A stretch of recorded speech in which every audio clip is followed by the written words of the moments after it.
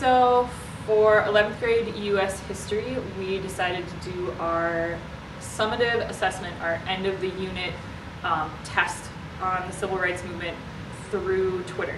So the idea behind the project was that students would choose an event from the civil rights movement, research that event, and then tweet as if they were actually there.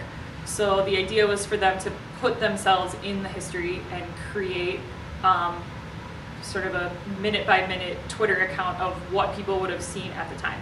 So in order to be able to do that, we asked them to find 2 secondary sources and 1 primary source, and they had to turn in a bibliography of that information and then create their tweets. We wanted to give them a different way to show us what they know and something that they were really comfortable with. In the past, we had them make Facebook pages, but because we didn't have one-to-one technology, we ended up doing it on paper, and it just sort of lost its appeal to them when it wasn't through the actual technology. The whole idea of history for me is that kids are able to put themselves in the history and in someone else's shoes, and this gave them the perfect vehicle to do that. So they were tweeting as if they were Rosa Parks, or as if they were Malcolm X, or as if they were one of the Little Rock Nine. And they had to really think about the reality of living in that time period, the reality of living with Jim Crow, how it would make them feel to be discriminated against, and how scary it would be to do some of the civil disobedience that people participated in. And it really showed me that they understood it on a very deep level. We assigned it to them, and the kids were really excited about using Twitter in class. The fact that they were going to get to be on the social media that they love so much was really awesome for them.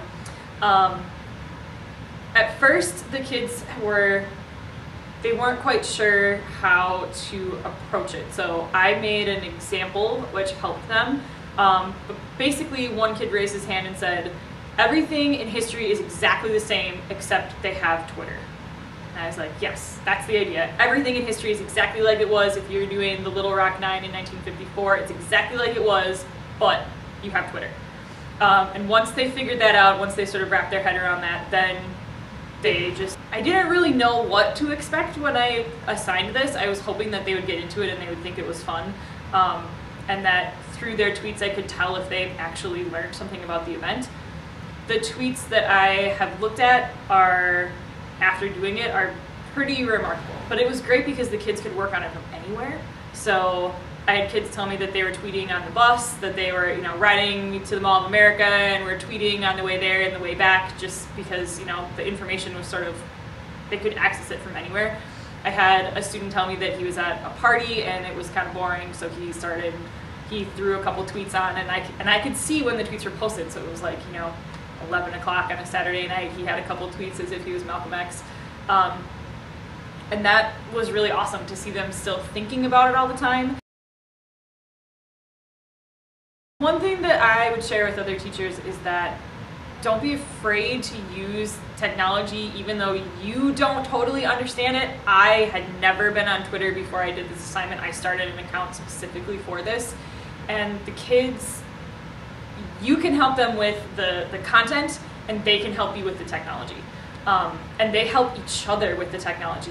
There were a few kids in my class who didn't have a Twitter account, and someone said, oh, I can help you set it up. And I mean, they just jumped right in and used it and taught me about the technology as well. So now I feel like I know Twitter much better than I did before since I knew nothing. And the kids, I feel like they understand the civil rights movement better, so we both took away something great from the project. So it is, talk to your media specialist, let them help you set up Google Forms and things like that, and just jump in and see how it works.